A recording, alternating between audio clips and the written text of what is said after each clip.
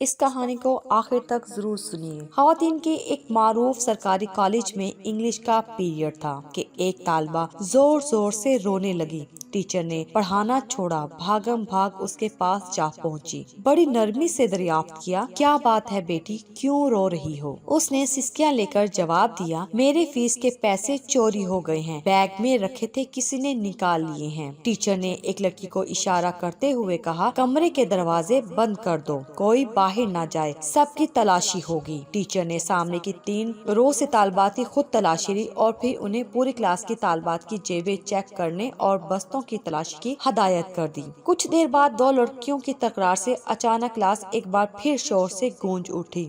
Teacher اپنی کرسی سے اٹھتے ہوئے بولی، کیا بات ہے مس؟ تلاشی لینے والی طالبہ بولی، کوثر اپنے بیگ کی تلاشی نہیں لینے دے رہی۔ ٹیچر وہیں تڑک سے بولی، پیسے پھر اسی نے چرائے ہوں گے۔ کوثر تڑپ کر بولی، نہیں نہیں مس، میں چور نہیں ہوں، اگر چور نہیں ہو تو پھر بیگ کی تلاشی لینے دو۔ نہیں، کوثر نے کتابوں کے بیگ کو سختی سے اپنے سینے کے ساتھ لگا لیا، نہیں، میں تلاشی نہیں لینے دوں گی۔ ٹیچر آگے بڑھی، اس نے کوثر سے بیگ چھیننے کی کوشش کی لیکن وہ کامیاب نہ ہو سکی۔ اسے غصہ آ گیا۔ ٹیچر نے کوثر کے منہ پر تھپڑ دے مارا، وہ زور زور سے رونے لگی۔ ٹیچر پھر آگے بڑھی، ابھی اس نے طالبہ کو مارنے کے لیے ہاتھ اٹھایا ہی تھا کہ ایک باروب آواز گونجی، رک جاؤ۔ ٹیچر نے پیچھے مڑ کر دیکھا تو وہ پرنسپل تھی۔ نہ جانے کب کسی نے انہیں خبر کر دی تھی۔ انہوں نے طالبہ اور ٹیچر کو اپنے دفتر میں آنے کی ہدایت کی اور واپس لوٹ گئی۔ پرنسپل نے پوچھا، کیا معاملہ ہے؟ ٹیچر نے تمام ماجرا کہہ سنایا۔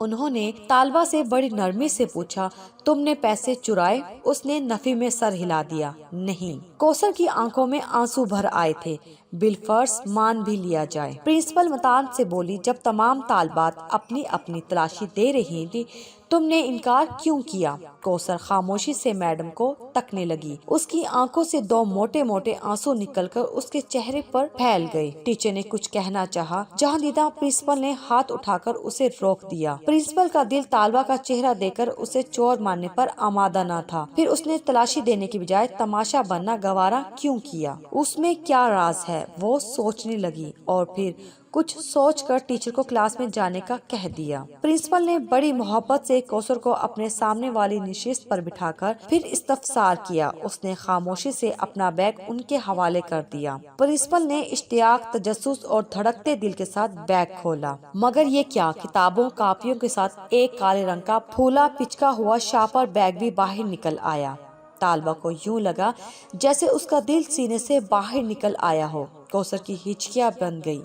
پرنسپل نے شاپر کھولا، اس میں کھائے آدھ کھائے برگر، سموسے اور پیزے کے نان ٹکڑے، کچھ کباب اور دہی کی چٹنی میں ڈوبی چکن کی بوٹیاں۔ سارا معاملہ پرنسپل کی سمجھ میں آ گیا۔ وہ کانپتے وجود کے ساتھ اٹھی، روتی ہوئی کوثر کو گلے لگا کر خود بھی رونے لگ گئی۔ کوثر نے بتایا، میرا کوئی بڑا بھائی نہیں، دیگر 3 بہن بھائی اس سے چھوٹے ہیں۔ والد صاحب ریٹائرمنٹ سے پہلے ہی بیمار رہنے لگے تھے، گھر میں کوئی اور کفیل نہیں ہے، پینشن سے گزارا نہیں ہوتا، بھوک سے مجبور ہو کر ایک دن رات کا فاقہ تھا، ناشتے میں کچھ نہ تھا، کالج آنے لگی تو بھوک اور نکاح سے چلنا مشکل ہو گیا۔ میں ایک ٹکا کباب کی دکان کے آگے سے گزری تو کچرے میں کچھ نان کے ٹکڑے اور آدھ کھانا ایک چکن پیس پڑا دیکھا تھا، بے اختیار اٹھا کر کھا لیا، قریبی نل سے پانی پی کر خدا کا شکر ادا کیا۔ پھر ایسا کئی مرتبہ ہوا۔ ایک دن میں دکان کے تھڑے پر بیٹھی پیٹ کا دوزخ بھر رہی تھی کہ دکان کا مالک آ گیا۔ اس نے مجھے دیکھا تو دیکھتا ہی رہ گیا، ندیدوں کی طرح نان اور کباب کے ٹکڑے کھاتا دیکھ کر پہلے وہ پریشان ہوا، پھر ساری بات اس کی سمجھ میں آ گئی۔ وہ ایک نیک اور ہمدرد انسان ثابت ہوا۔ میں نے اسے اپنے حالات سچ سچ بتا دیے۔ اسے بہت ترس آیا۔